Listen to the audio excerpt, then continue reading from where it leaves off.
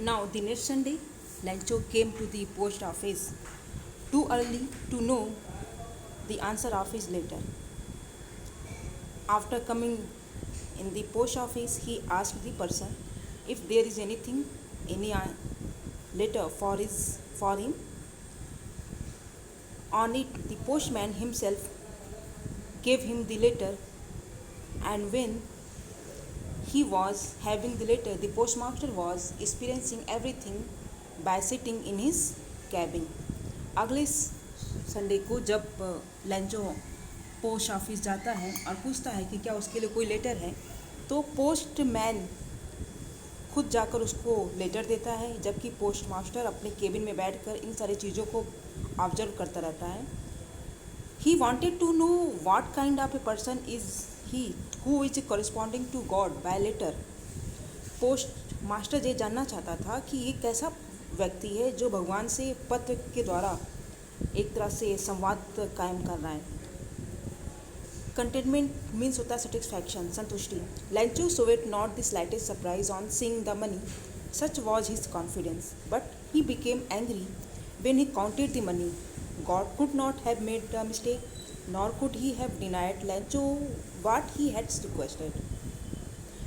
When Lancho was counting money, he was not least surprised at all. वह बिल्कुल भी surprise नहीं था जब वो पैसे को काउंट कर रहा था. This kind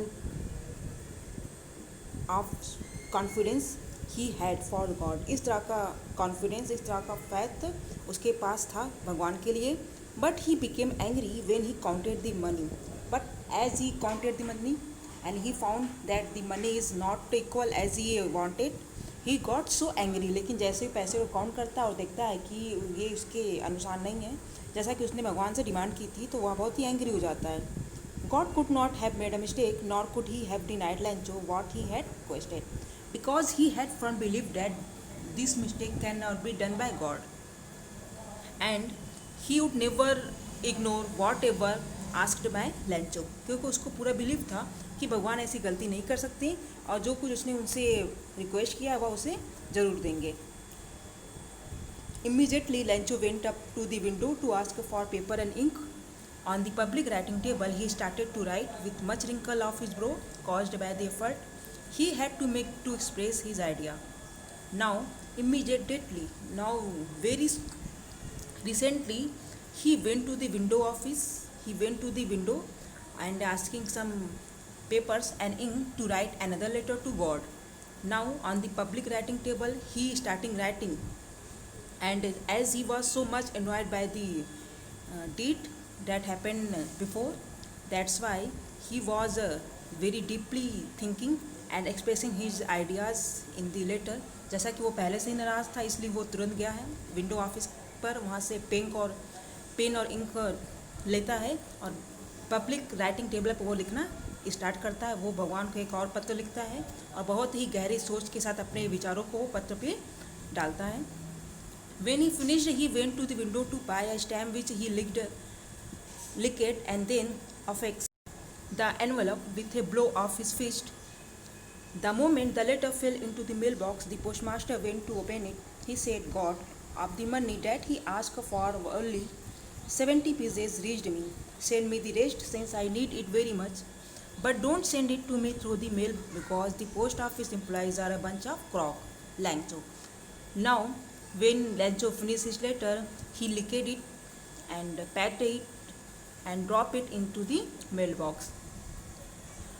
Now, the moment the letter fell into the mailbox, the postmaster went to open it. Now, Lancho had gone to his home. Now, postmaster is going to the mailbox and pick out the letter of the Lancho and open it, and it was written in the letter. और पत्र में लिखा रहता है, God of the money, भगवान, वे पैसे that I asked for, जो मैंने आपसे मांगे थे, only 70 pieces. It was contained only 70 pieces. Why I have asked for 100 pieces. Please send me all the rest money so that I can carry out my work very smoothly. But don't try to send this money through this post office because the employees of the post office is not honest. They are bunch of crooks. वे लोग एक तरह से घटिया लोग हैं, ये लोग एक बेईमानों का ग्रुप हैं, they are the group of the unhonest person, so got and by this signature was Lencho.